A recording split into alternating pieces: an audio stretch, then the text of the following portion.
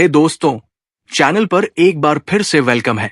आज हम एक ऐसे टॉपिक में डाइव करने जा रहे हैं जो जितना कैप्टिवेटिंग है उतना ही कॉम्प्लेक्स भी। क्या कोई मर्द किसी औरत का सिर्फ दोस्त हो सकता है? जानते हो, दोस्ती आसान होती है जब फीलिंग्स अनकॉम्प्लिकेटेड होती है, लेकिन क्या होता है जब अनकही इमोशंस और छुपी हुई डिजायर्स उस बॉन्ड में लेयर्स जोड़ देती है? क्या वहां दोस्ती पॉसिबल है जहां अट्रैक्शन कभी कभी बैकग्राउंड में छुपा रहता है? सोचो उन इंटेंस दोस्तियों के बारे में जहां एक नजर थोड़ी देर तक ठहरती है या हंसी थोड़ी ज्यादा पर्सनल लगती है। क्या तब भी ये सिर्फ दोस्ती है या ये किसी और चीज के एज पर एक साइलेंट डांस है? शेक्सपियर ने वाइजली कहा था, love is merely a madness, और शायद ये मैडनेस अक्सर दोस्ती का रूप ले लेती है। तो आज हम एक्सप्लोर करेंगे 7 डीप रीजंस कि मर्द और औरत के लिए सिर्फ प्लेटोनिक रिलेशनशिप रखना इतना मुश्किल क्यों होता है। ये रीजंस हमारी साइकोलॉजी, अट्रैक्शन और उन इनविजिबल बाउंड्रीज से जुड़े हैं जिन्हें हम क्रॉस किए बिना चलने की कोशिश करते हैं। हर पॉइंट के साथ एक पावरफुल एफर्मेशन होगा जो आपको रिफ्लेक्ट करने का मौका देगा कि कौन सी बात सबसे ज्यादा रेसोनेट करती है। अगर आप कभी भी दोस्ती और कुछ और के बीच फंसे हो या सोचा हो कि क्या मर्द और औरत के बीच प्लेटोनिक दोस्ती पॉसिबल है, तो ये वीडियो खासतौर पर आपके लिए है। तो चलिए डाइव करते हैं इन कॉम्प्लेक्सिटीज में और एक्सप्लोर करते हैं कि कैसे ह्यूमन कनेक्शन उस पतली सी लाइन पर चलता है जो दोस्ती और रोमांस को अलग करती है। चलो शुरू करते हैं। Number 1, chemistry and attraction. चलो उस अनडिनाइबल ट्रूथ से शुरू करते हैं। अट्रैक्शन सबसे स्ट्रॉन्ग दोस्तियों में भी क्रीप कर सकती है।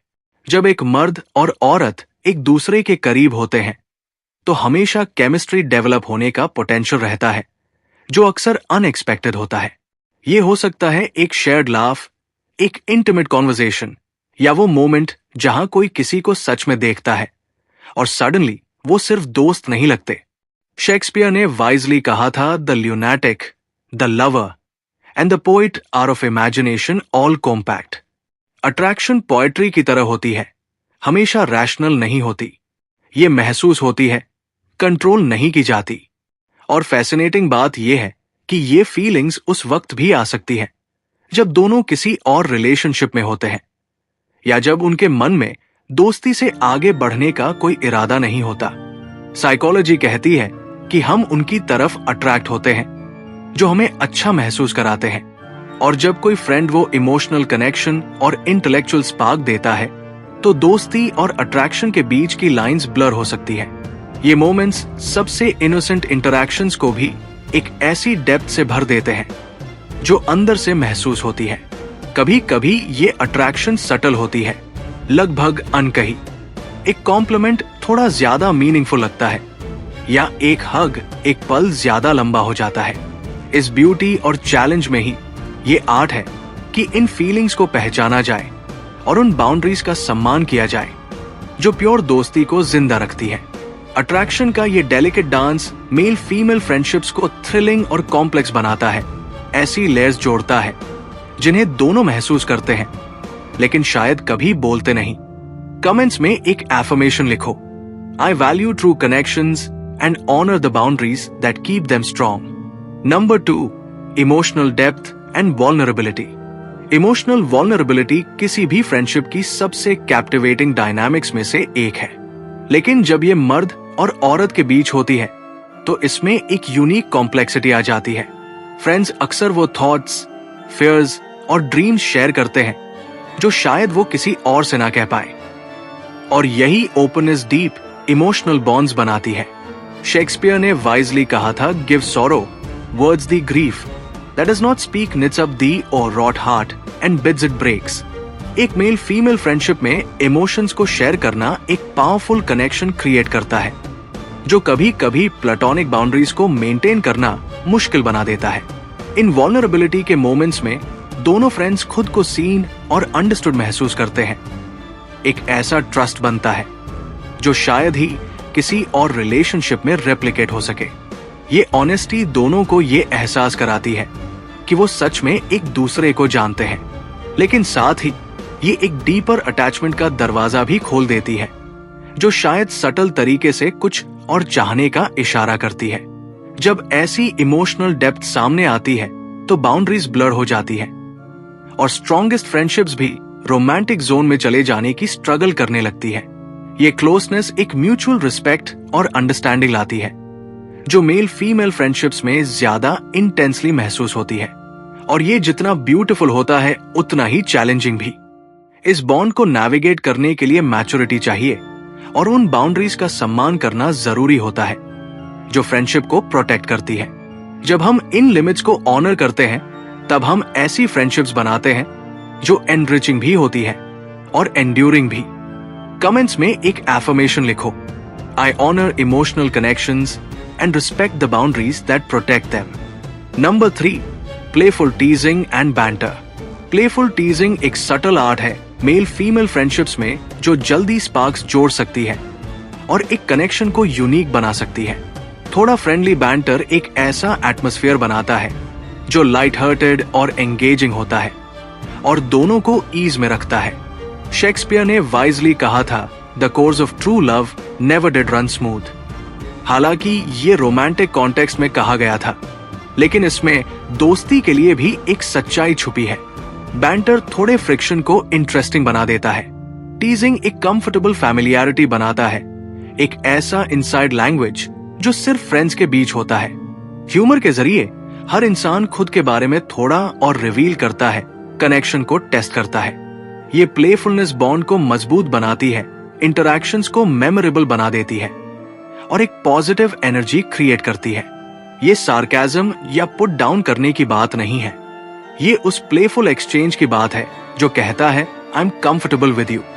जब ये सही तरीके से होता है तो ये अट्रैक्शन को सेफ और डीपली एंगेजिंग बना देता है। हालांकि इस प्लेफुल डायनामिक की ब्यूटी रोमांटिक क्यूरियोसिटी के दरवाजे खोल सकती है। ह्यूमर और लाफ्टर एंडोफिन्स रिलीज करते हैं जिससे लोग ज्यादा हैप्पी और कनेक्टेड महसूस करते हैं। एक सही वक्त का जोक या प्लेफुल ग्लांस किसी एक फ्रेंड को ये सोचने पर मजबूर कर सकता है कि क्या इसके पीछे कुछ और मीनिंग है। दोनों इस टेंशन को एंजॉय करते हैं, लेकिन उन्हें इसे केयरफुली हैंडल करना होता है ताकि ये अनइंटेंडेड इमोशंस ना क्रिएट कर दे। कमेंट्स में एक एफर्मेशन लिखो, I cherish friendships that bring laughter, joy and authentic connection. Number 4, social perceptions and judgment. Male female friendships पर दुनिया हमेशा जजमेंटल नजरों से देखती है। सोसाइटी के स्टैंडर्ड्स और नैरेटिव्स ये मानते हैं कि अगर एक मर्द और एक औरत बहुत क्लोज है तो जरूर कुछ रोमांटिक एंगल होगा। शेक्सपियर ने कहा था, all the world's a stage and all the men and women merely players. और ये दुनिया वाकई एक स्टेज की तरह एक्ट करती है जहां हर मूव को देखा और जज किया जाता है। जब भी कोई लड़का और लड़की ज्यादा समय साथ बिताते हैं तो लोगों की नजरें और सवाल उठने लगते हैं, क्या तुम दोनों एक कपल हो? कुछ चल रहा है ना? ये आउटसाइड प्रेशर उन इनोसेंट और प्योर फ्रेंडशिप्स को भी कॉम्प्लिकेटेड बना देता है। दोनों को अपने कनेक्शन को डिफेंड करना पड़ता है, जबकि वो खुद भी क्लैरिटी की तलाश में होते हैं। ये सोसाइटल लेंस एक सटल टेंशन पैदा करता है जो उस दोस्ती की ऑथेंटिसिटी पर असर डाल सकता है।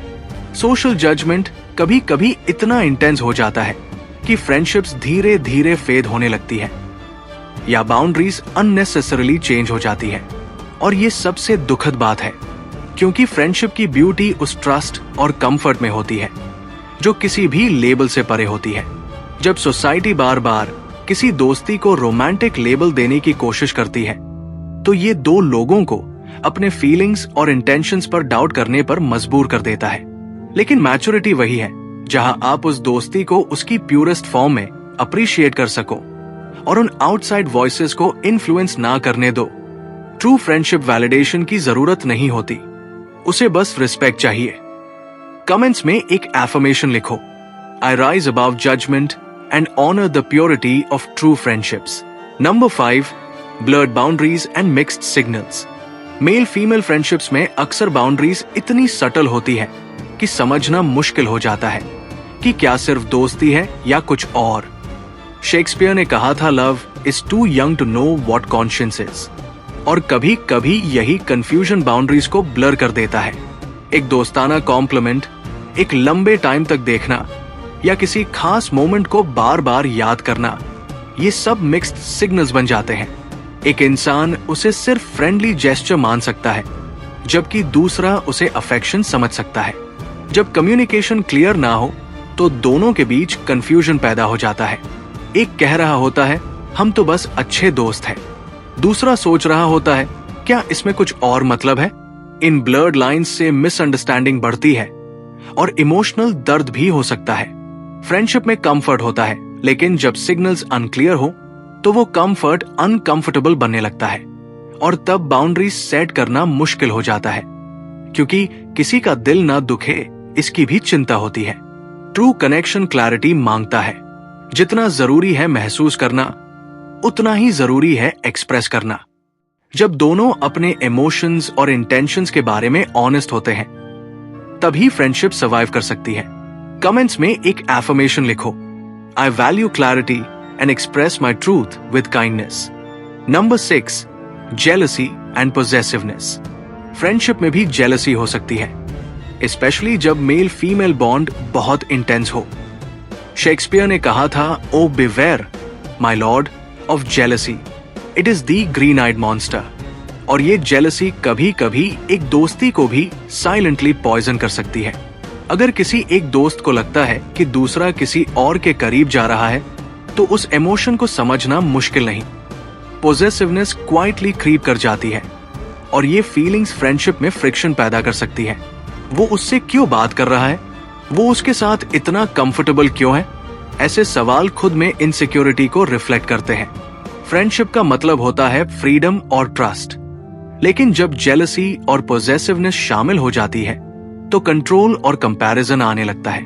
एक हेल्दी फ्रेंडशिप तभी पॉसिबल है जब दोनों दोस्त अपने इमोशंस को पहचाने और उसे मैच्योर वे में हैंडल करें। जेलसी को एक्सेप्ट करना एक स्ट्रेंथ है, लेकिन उसे मैनेज करना और भी बड़ी मैच्योरिटी। कमेंट्स में एक एफर्मेशन लिखो, I release jealousy and nurture trust in my connections. Number 7, timing and life changes.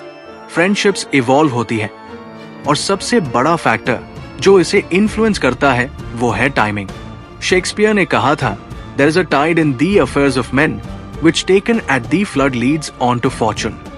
मतलब वक्त ही सब कुछ है।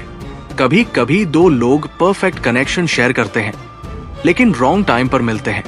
लाइफ चेंजेस जैसे जॉब, रिलेशनशिप, रिलोकेशन या इमोशनल शिफ्ट्स एक ब्यूटीफुल फ्रेंडशिप को डिस्टेंट बना सकती है। एक वक्त पर जो कनेक्शन बहुत डीप था, वही धीरे धीरे फेड होने लगता है।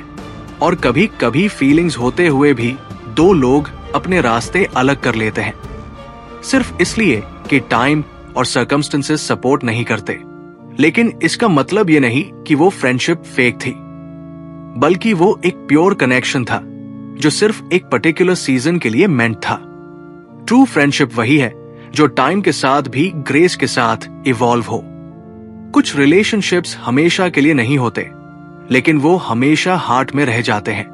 कमेंट्स में एक एफर्मेशन लिखो, I trust the timing of my connections and honour their journey. Closing, male female friendships एक फाइन लाइन पर चलती है, जहां फ्रेंडशिप और रोमांस के बीच इमोशंस अक्सर ओवरलैप करते हैं। शेक्सपियर ने वाइजली कहा था, love is merely a madness. और शायद यही मैडनेस कभी कभी फ्रेंडशिप का रूप ले लेती है। इन सारी कॉम्प्लेक्सिटीज के बावजूद ट्रू कनेक्शन वही होता है जहां फीलिंग्स को समझा जाए, बाउंड्रीज को रिस्पेक्ट किया जाए और इमोशंस को ओपनली एक्सेप्ट किया जाए। तो अब आपको क्या लगता है, क्या लड़का और लड़की सिर्फ दोस्त रह सकते हैं? कमेंट्स में अपने थॉट्स जरूर शेयर करो। वीडियो पसंद आए तो लाइक, शेयर और सब्सक्राइब करना मत भूलो।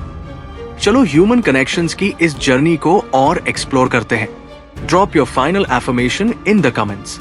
I celebrate genuine connections and walk with awareness on the path